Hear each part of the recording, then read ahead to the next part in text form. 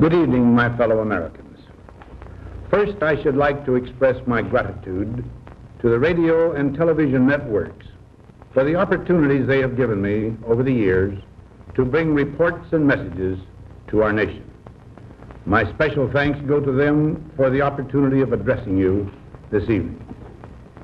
3 days from now, after half a century in the service of our country, I shall lay down the responsibilities of office as, in traditional and solemn ceremony, the authority of the presidency is vested in my successor. This evening, I come to you with a message of leave-taking and farewell, and to share a few final thoughts with you, my countrymen. Like every other citizen,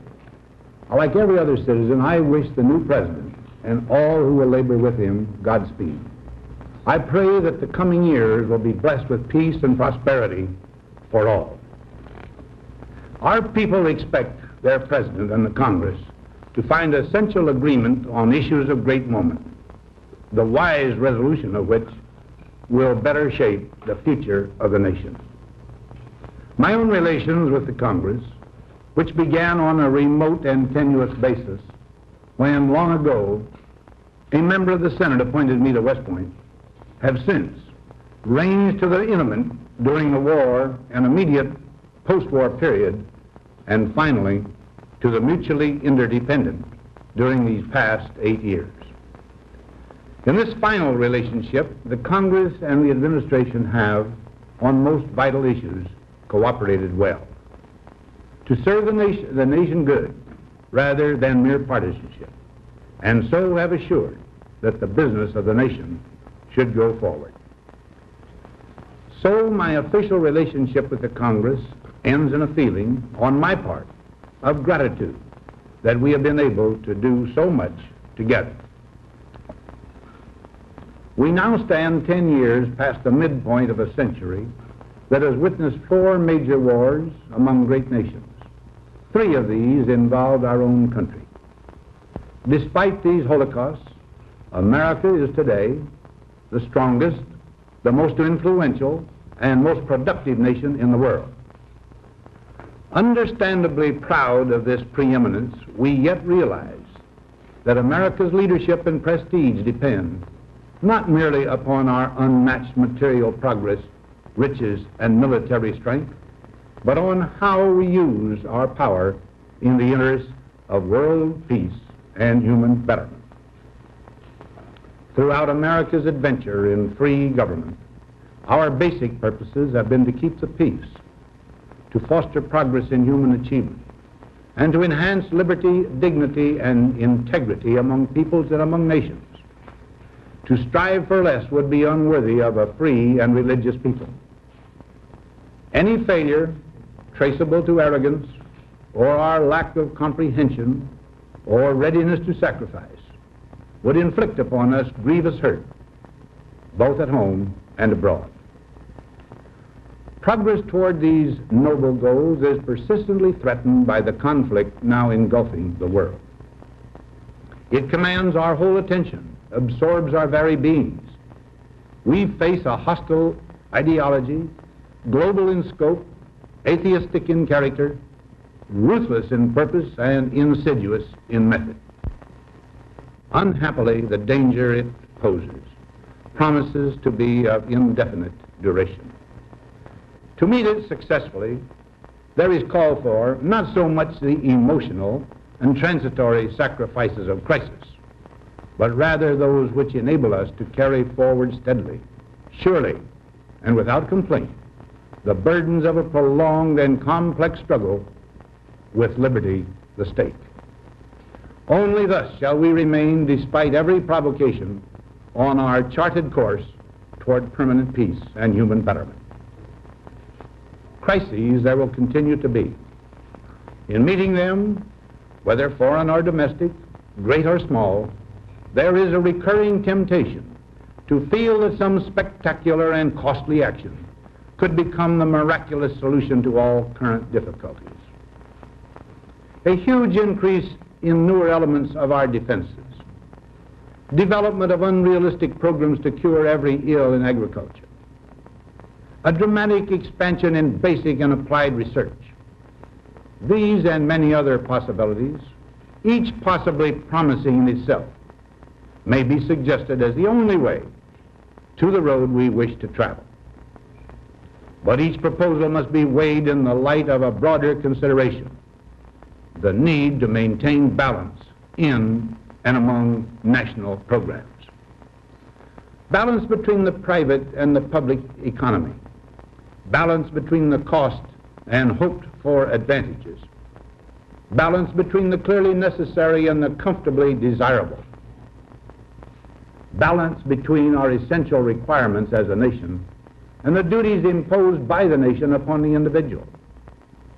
Balance between actions of the moment and the national welfare of the future. Good judgment seeks balance in progress. Lack of it eventually finds imbalance and frustration. The record of many decades stands as proof that our people and their government have, in the main, understood these truths and have responded to them well in the face of threat and stress. But threats, new in kind or degree, constantly arise. Of these I mention two only. A vital element in keeping the peace is our military establishment. Our arms must be mighty, ready for instant action, so that no potential aggressor may be tempted to risk his own destruction. Our military organization today bears little relation to that known of any of my predecessors in peacetime, or indeed by the fighting men of World War II or Korea. Until the latest of our world conflicts, the United States had no armaments industry. American makers of plowshares could, with time and as required, make swords as well. But we can no longer risk emergency improvisation of national defense. We have been compelled to create a permanent armaments industry of vast proportions. Added to this, 3.5 million men and women are directly engaged in the defense establishment. We annually spend on military security alone more than the net income of all United States corporations. Now, this conjunction of an immense military establishment and a large arms industry is new in the American experience. The total influence, economic, political, even spiritual, is felt in every city, every state house, every office of the federal government. We recognize the imperative need for this development, yet we must not fail to comprehend its grave implications. Our toil, resources, and livelihood are all involved. So is the very structure of our society. In the councils of government, we must guard against the acquisition of unwarranted influence, whether sought or unsought, by the military-industrial complex. The potential for the disastrous rise of misplaced power exists and will persist. We must never let the weight of this combination endanger our liberties or democratic processes. We should take nothing for granted. Only an alert and knowledgeable citizenry can compel the proper meshing of the huge industrial and military machinery of defense with our peaceful methods and goals, so that security and liberty may prosper together. Akin to and largely responsible for the sweeping changes in our industrial military posture has been the technological revolution during recent decades.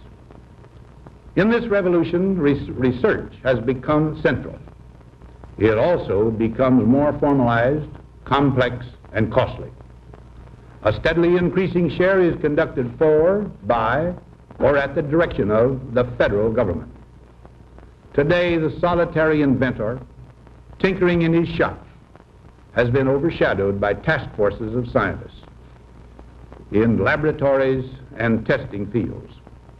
In the same fashion, the free university, historically the fountainhead of free ideas and scientific discovery, has experienced a revolution in the conduct of research.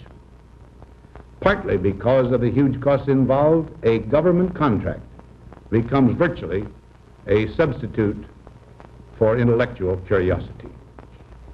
For every old blackboard, there are now hundreds of new electronic computers. The prospect of domination of the nation's scholars by federal employment, project allocations, and the power of money is ever present and is gravely to be regarded. Yet in holding scientific research and discovery in respect, as we should, we must also be alert to the equal and opposite danger that public policy could itself become the captive of a scientific, technological elite. It is the task of statesmanship to mold, to balance, and to integrate these and other forces, new and old, within the principles of our democratic system, ever aiming toward the supreme goals of our free society.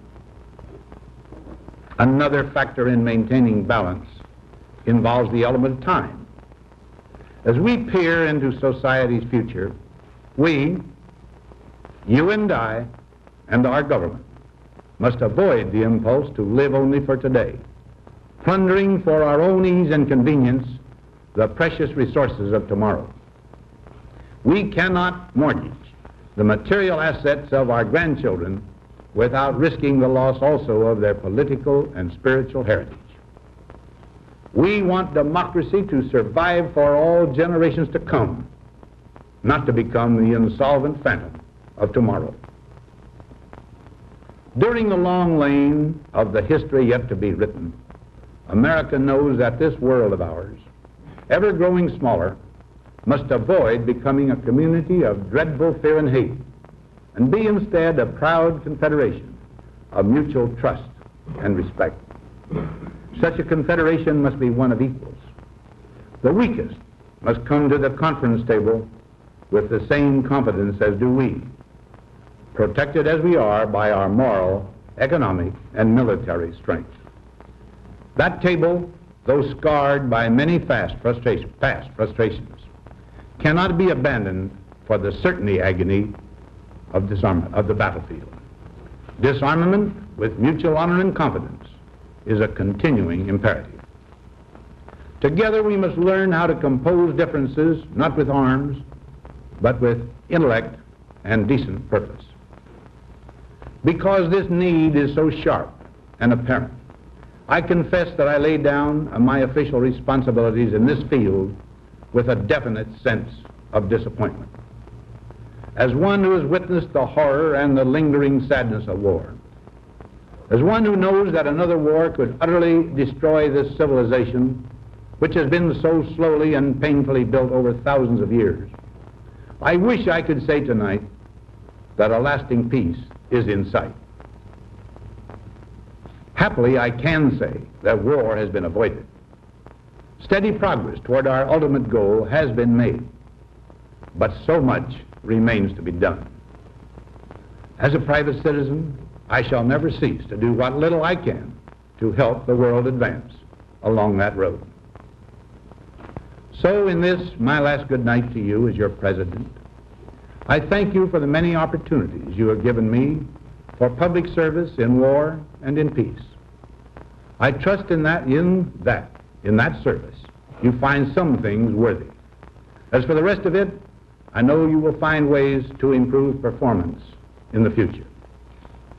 You and I, my fellow citizens, need to be strong in our faith that all nations under God will reach the goal of peace with justice. May we be ever unswerving in devotion to principle, confident but humble with power, diligent in pursuit of the nation's great goals. To all the peoples of the world, I once more give expression to America's prayerful and continuing aspiration. We pray that peoples of all faiths, all races, all nations may have their great human needs satisfied, that those now denied opportunity shall come to enjoy it to the full, that all who yearn for freedom may experience its spiritual blessings.